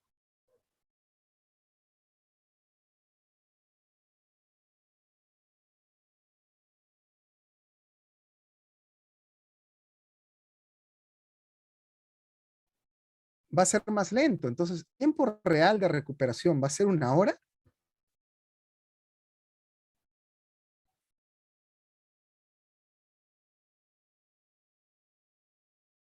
El tiempo real de recuperación no. ¿Cuánto será? No lo sé. No lo sé. Yo no les podría decir un tiempo. ¿Por qué? ¿De qué va a depender? ¿Cuánto? Ahora, acá hay una pregunta muy cruel, ¿no? A veces los colegas me dicen, pero doctor, ¿cuánto es? Quiero que me diga, ¿cuántos minutos? ¿Cuántos segundos? No sé. A veces son muy crueles. Me dicen, doctor, pero quiero que me diga, ¿cuántos minutos? ¿Cuántos segundos? Le digo al papá, no sé. Porque depende, exacto, exacto, ¿no? Exacto. Es una respuesta muy racional la que me están dando, ¿no? ¿Cuánta grasa va a tener el niño, no? Es imposible que yo les pueda decir, no va a ser de una hora, va a ser una hora con 15 minutos y 10 segundos. Posible, pues. Puede ser una hora y media, puede ser 2 horas, 1 hora y 40, pero que va a ser más de una hora, va a ser una hora. Lo que se le puede decir al padre va a ser que el tiempo de recuperación va a tardar más de una hora, va a ser tiempo de recuperación un poco más prolongado, ya que el niño, al tener un peso un poco mayor, va a demorar un poco más en eliminar al medicamento, ¿no? Y hay que estar vigilándolo, ¿no? Eso es lo correcto, porque si nosotros no preveemos eso, obviamente, ustedes colóquense en el papel del papá, ¿no? Si el médico te en una hora recupera, tú ves tu reloj y ves una hora y tu niño no se recupera, obviamente tú entras en pánico, no es lo normal. Entonces las benzodiazepinas son medicamentos que se pueden almacenar en tejido adiposo. Y hay otros más, ¿ah? Pero son medicamentos que nosotros ya no usamos, ¿no? Anestésicos generales, por ejemplo, ¿no? Se ha visto en sala de operaciones los que han hecho de repente internado a nivel hospitalario. Se habrán dado cuenta que los pacientes que son más gorditos, al momento de terminar la anestesia general, demoran un poco más en recuperarse que los pacientes que son más delgados, ¿no? Pero bueno, otro tejido de almacenamiento es el tejido óseo. Y hay algunos medicamentos, seguramente esto lo habrán visto, algunos antibióticos. Esta es una pregunta que siempre hacemos a los residentes de pediatría acá en la universidad, ¿no? Acá en San Marcos, que es una de las universidades donde, bueno, laboro. En la especialidad que es donde venimos enseñando, siempre pregunto lo siguiente, ¿no? ¿Por qué no le damos tetraciclinas a los niños? La clásica respuesta es porque genera pigmentación dentaria. Ya, pero esa será la consecuencia más peligrosa de las tetraciclinas en niños. O sea, yo no digo que no sea peligroso, pero ¿será la más peligrosa? Definitivamente no. Definitivamente no. Las tetraciclinas tienen una consecuencia más peligrosa que la de pigmentar dientes. Las tetraciclinas, aparte de la pigmentación dentaria, las tetraciclinas se almacenan en hueso, pero más todavía en huesos que están en procesos de crecimiento. Y precisamente puede retrasar el crecimiento y desarrollo de las estructuras óseas. Eso es más peligroso que la pigmentación dentaria. No quiero decir que la pigmentación dentaria hay que desdeñarla o no tomarla en cuenta, pero definitivamente el efecto en hueso es muchísimo más impactante que el efecto en diente en este caso, ¿no? Entonces hay que tener en cuenta esto, ¿no? Que las tetraciclinas pueden almacenarse en tejidos mineralizados, no solamente en dientes, sino también en hueso. Otro tejido importante es el tejido cartilaginoso. A ver, ¿qué medicamentos que ustedes conocen se almacenan en estos tejidos?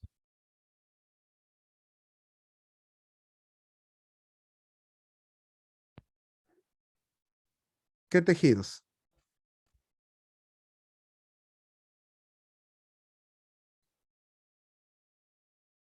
Oh, perdón, ¿qué medicamentos? Ya, muy bien. Por ahí me están mencionando un fármaco. ¿Pero a qué familia pertenece ese fármaco, el ciprofloxacino? Pertenece a un grupo de antibióticos llamados quinolonas, ¿cierto? Las famosas quinolonas. Y si somos un poquito más precisos, son un grupo de quinolonas que son las fluquinolonas, ¿no? Para ser un poquito más precisos, son una generación de quinolonas más avanzadas que son las fluorquinolonas. Las quinolonas en general, como grupo de antibióticos, pueden almacenarse en tejidos cartilaginosos, en tejidos articulares y generar retrasos en el desarrollo de cartílagos, puede generar artropatías también, y es por eso que en pacientes pediátricos, por ejemplo, tampoco están muy indicados, ¿no? ¿Sí? ¿Se entiende? Entonces, se dan cuenta cómo sabiendo distribución, se dan cuenta cómo sabiendo distribución, cómo sabiendo dónde los medicamentos se almacenan en cada uno de los tejidos, podemos no solamente aprender distribución, o sea, no solamente sabemos dónde hacen efecto los medicamentos, sino que también saber distribución nos dice qué consecuencias o qué efectos indeseados pueden tener algunos medicamentos en algunas poblaciones especiales, obesos, pediátricos, por ejemplo. ¿Sí? ¿Se entiende?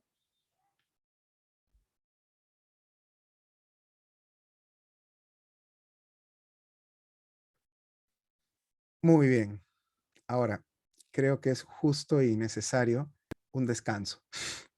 ¿Sí? Muy bien. Vamos a tomar, creo, un pequeño receso de unos 15 minutos para después continuar con... ¿No? ¿No se escucha? ¿No se escucha? Ah, ya me está asustando. Ya, no, les decía que creo que es justo y necesario un receso, ¿no? Vamos a tomar un receso, por favor, de unos 15 minutos para que vayan a tomar un café, ¿sí? Y en 15 minutos regresamos para la segunda parte de la clase, ¿sí? Muy bien, ya regresamos. Listo.